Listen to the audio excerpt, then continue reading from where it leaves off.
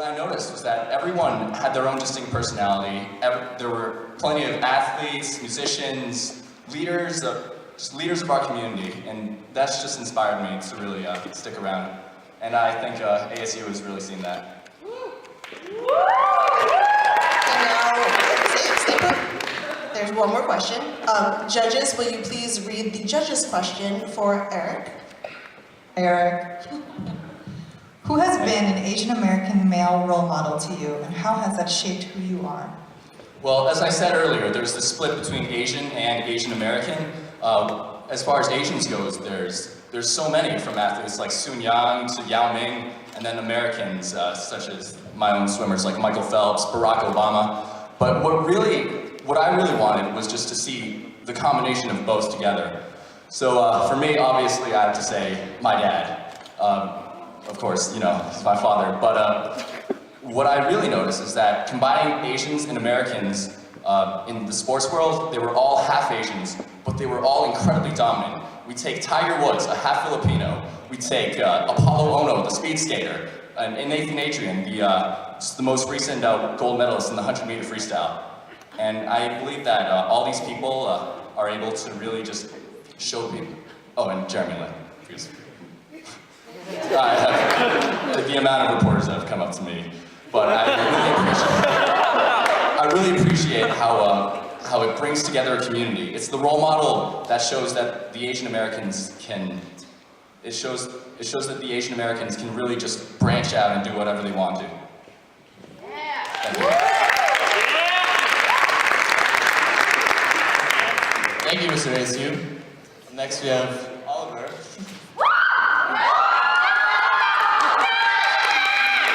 First question.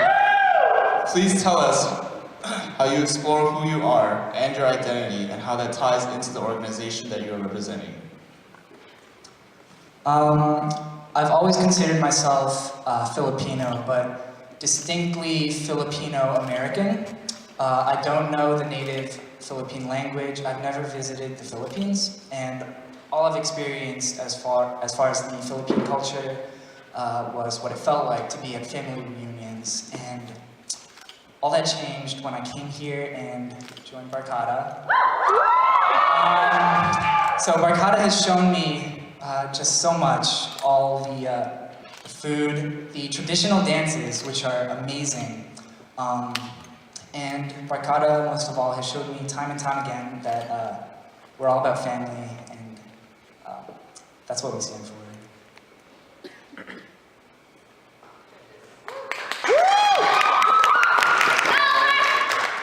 Hi, Oliver. So the question is, Hi. Asian Americans are underrepresented in politics, both at a local and a national level. What steps might you take in challenging Asian American men to become more engaged in socio-political careers or processes? I believe traditionally in many Asian countries there have been histories of political corruption or dictatorships, and I believe that over time, over generations, these incidents have found ways to push the individual away from political involvement. I believe that here, or as it pertains to Asian Americans, there are steps that we can take to re-engage ourselves within politics. I mean, it might take a while, but I believe the most important step would be education and awareness of these problems, and also just to let the general population know that things like the vote does count, or things like that. And that together as a community, we can have an impact. And once that idea is more seated within our minds as a community, I think we can go far and together.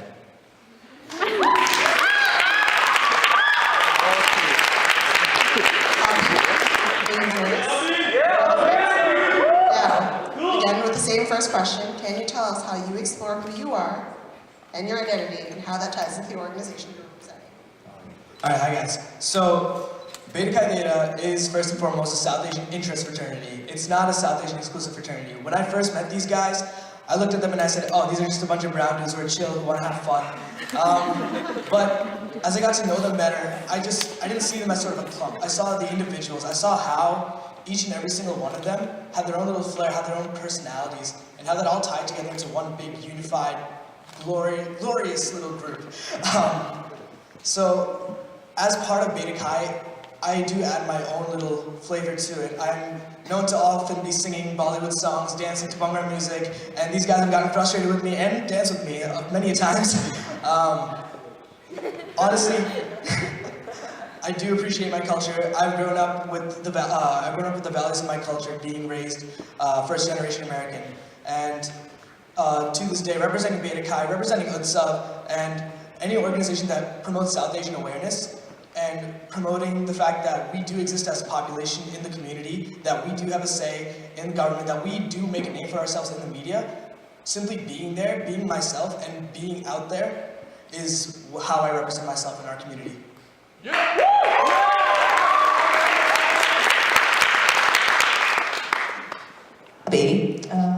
Can you tell us, Asian American men have been stereotypically portrayed as stoic and unemotional.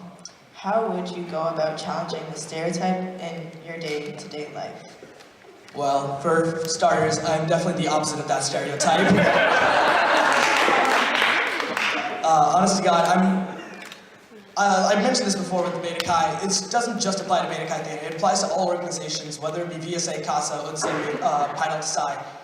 Every single organization has an individual person, and each individual person, though they may have common roots in some way, shape, or form, they're their own unique person, shaped by their experiences and DNA. I believe that simply by being yourself, and by doing the things you love, by studying the classes that you love or hate, getting the degree you want, getting the job you want, putting yourself out there in society and making a good difference in the world, in that way, you break the stereotype. People look at me and when they first look at me, the stereotype of Indian people is, oh, hello, he's some brown dude who works in the IT technology. And that's not true. That's not true at all. The stereotypical Indian guy doesn't sing around, so he doesn't sing Bollywood songs, he doesn't dance to Bhangra music like it's his life. You break that stereotype by being yourself and by showing the world who you are.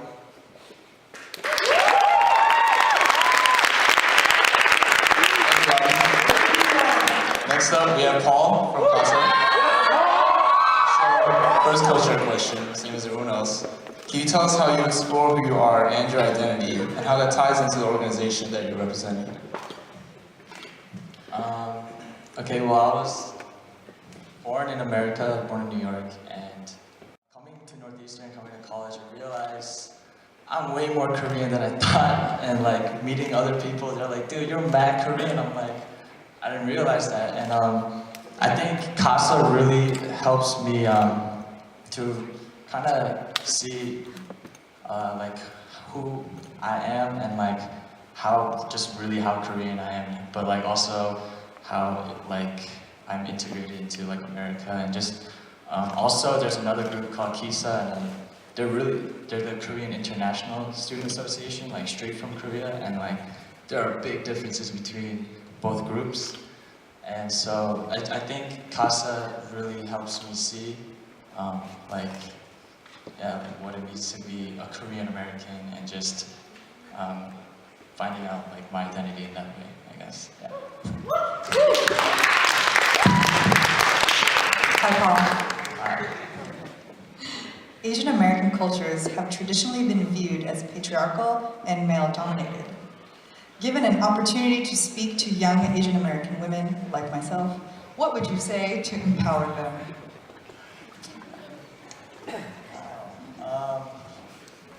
Well, just being raised in America, like my parents were also, they came to America really young, so like that kind of stereotype hasn't really been part of my life, so I wouldn't really know what that looks like, and just especially in today's day and age, like women's rights and all that stuff, like feminism and stuff, like that's becoming a really huge deal, and I definitely support it. I think, there should be equal parts, male and female, and to empower women. What would I say to them? Just keep doing what you're doing. All right, thank you. So, Chase, same first question as everybody else. How do you explore who you are and your identity and how that ties into the organization you are representing?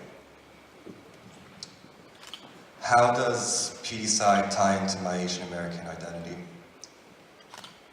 Well, 2 years ago, I was not the same person standing before you guys today. And Pi Psi is the reason for that. They saw something in me. They gave me a chance when not a lot of other people did. So they told me to believe. And as Asian Americans, we need to believe. And that's how I try to identify myself as an Asian American, because a lot of people, they look down on it sometimes. And it sucks. Because we're all great people. We all have bright futures. The second that we let someone else tell us that we're something that we're not, we let them win. So that's how I try to live my Asian American identity. Just believe.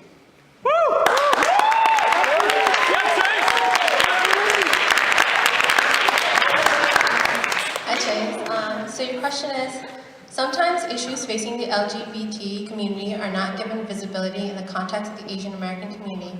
How can Asian American men help to create spaces that are supportive of LGBT members of the Asian American community? Well, it's not a secret that gay community in Asia is not very socially accepted. It's more progressive these days. But as people, we gotta accept everyone as people. It doesn't matter about their orientation, their skin color, what they do for a living. It's about the person that you are, the person you strive to be. And as long as you're a good person, and people can see that in you, there should be no negative images or thoughts about a person just because this person happens to be gay. So what can we do as Asian American men to help abolish this stereotype? It would be to show our support. Stop saying slurs. Stop using words to describe negative emotions, because it just helps support those people that are wrong. And just accept people for who they are.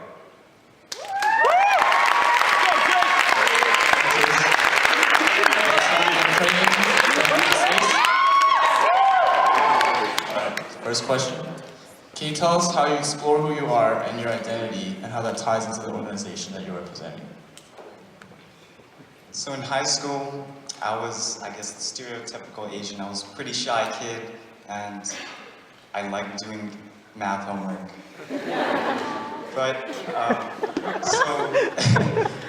a lot about the pressures in high school is trying to, or first it's like, I gotta get a good grade on this test so I can get into college, so I can get a job, so I won't live as a bum on the street.